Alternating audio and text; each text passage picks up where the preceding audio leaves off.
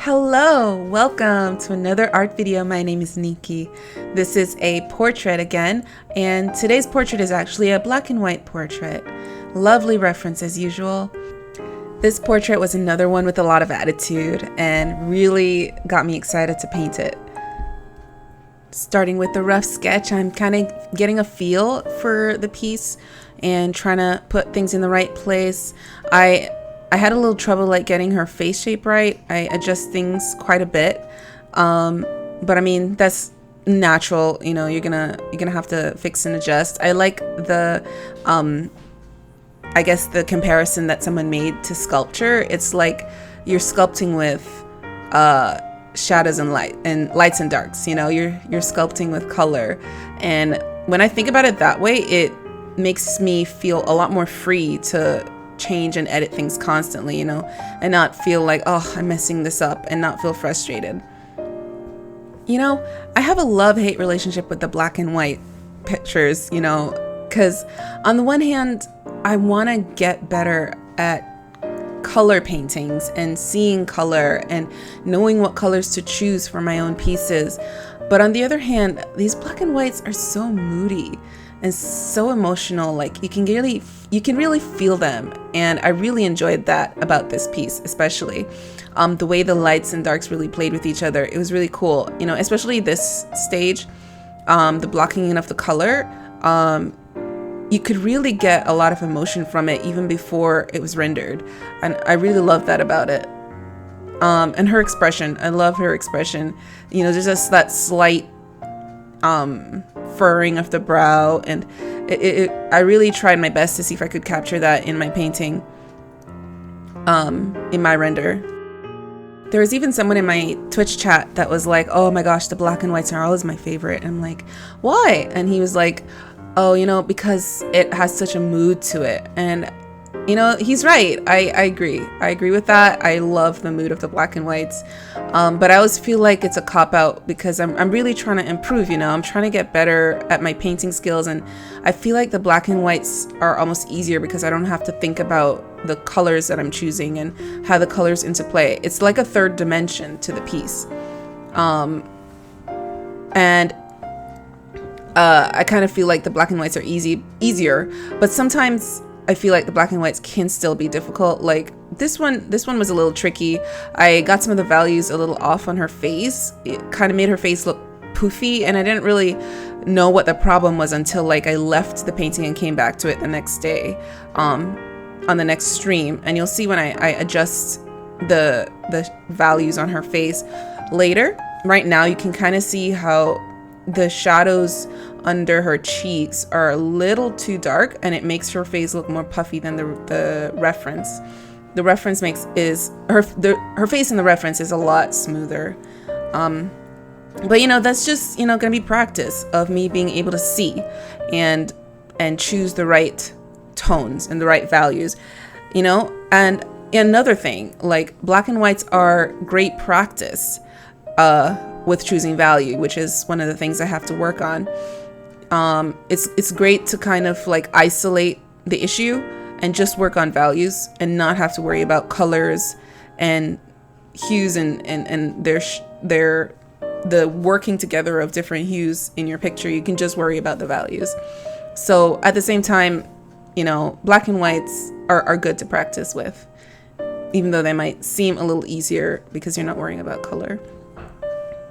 And also, like, working on the black and whites is a great place to practice getting my hard and soft edges in, you know, because sometimes I feel like I use too many soft edges, and I really need to get more hard edges. I think part of the problem is when I use references that are not great resolution, so the edges in the actual reference are pretty soft. So I'm trying to replicate that and not really thinking about in real life, if you were looking at this person, that edge would be a lot harder, you know, it wouldn't be as airbrushed as I make it. So that's one of the things I kind of have to work on. Like with this picture, the original reference was not the highest quality. So like, for example, around her nose is a little bit too soft. I think I could have gone a little bit harder on the edges. When I finally do the lips, oh, here we go. When I do the lips, I think I ended up making the edges a little too soft there too, but I think it was better than the nose. I had a little trouble figuring out that dip above her lip, the philtrum. I think I fixed it later on, but it was like too pronounced. It was in the reference, you can see it's kind of pronounced near right under the nose, but then it fades off further down, and I think I finally do adjust it at one point. But it's like looking at it, it's like my brain just wasn't wrapping around the issue. Here I'm adjusting the nose and getting the angle right, because I realized that I had the nose at the wrong. It was pointing more forward than it should have been. I'm like messing with it so much. I finally settle on accepting it there. And there I go, fixing the philtrum. And darkening the nostrils, or making the edges sharper. Looks much better. I really love how the lips came out. I had to lighten it from my original blocked in color to get the contrast I needed, but it looks so good. I need to that's one of the things I'm able to get certain results a lot better in black and white, again because it's a little bit easier to think about than when you think about color, and I was able to get the lips to look like a little bit more detailed than I normally do. So I was very happy with it. I was very surprised with the neck and body area. The shading of it went so fast. I think because I put down the colors really accurately. I must have, because when I finally did blend everything in, it was like bam, bam, bam, done. And I was like, wow, it already looks okay. I was very surprised. Here I'm adjusting a few little things, like the nostril edge was a little bit too far out. Darkening up the corner there. Yeah. Oh, I think I missed it, but I think I finally did lighten the cheeks because they look much better. They don't look as puffy. And now we're on to the hair. So I wasn't sure exactly how I was going to do the hair at this point, but I did finally figure out what I was going to do. I decided I wasn't going to shade everything, which you'll see. I just shade the really bright parts, especially because my reference, there's only so much the reference gave, and I couldn't really guess on the rest of the hair. So I only shaded the really bright sections, and then I just made strands of lit strands of hair coming down, and it came out really cute. I thought it was an interesting method. I've never really thought of doing that. And it was because of the way the reference is. It kind of looks like that. So that's the idea I had to make it work. This is one of the hairs that I'm really happy with. I'm really happy with how it came out. So I have a couple friends in the Twitch chat that helped me come up with the names for these pieces.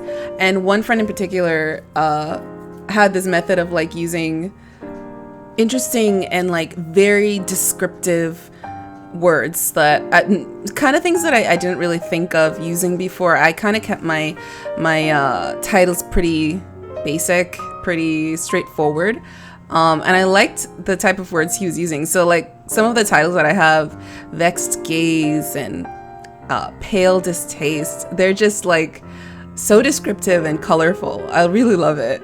So I was very excited with this title, and I thought it fit her so well. It's she has this slightly furrowed brow, barely there. You can just see it with the shadows on her forehead, and it's just the slight distaste. And then the pale came from just because it's black and white, and she looks pretty pale.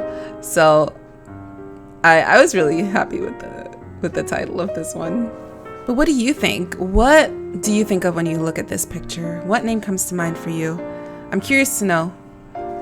Anyways, we are coming rapidly to the close of this one.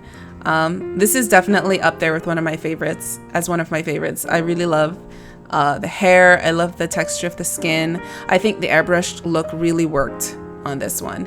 And I love the kind of craziness of the strands of hair, but this expression on her face. It really looks well together.